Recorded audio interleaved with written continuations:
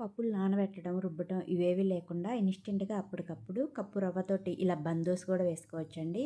మెత్తగా దూదిలాగా చాలా టేస్టీగా ఉంటాయి. మిక్సీ జార్‌లోకి ఒక కప్పు బొంబాయి రవ్వ వేసుకొని, ఒక 2 టేబుల్ స్పూన్లు బియ్యపు పిండిని వేసుకోవాలి. రవ్వ తీసుకున్న కప్పుతోటే ఒక అరకప్పు పెరుగు, ఒక అరకప్పు వాటర్ పోసుకొని ఇవన్నీ కూడా ఒకసారి మిక్సీ పట్టుకోవాలి.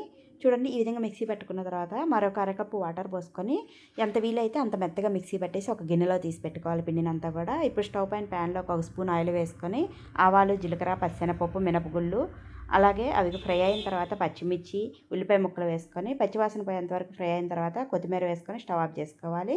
పిండిలోకి రుచికి సరిపడిన సాల్ట్, పావు టీ స్పూన్ వంట సోడా, ఒక స్పూను వాటర్ పోసుకొని ఈ పోపునంతా కూడా ఈ పిండిలో వేసుకొని బాగా కలుపుకొని పెట్టుకోవాలి.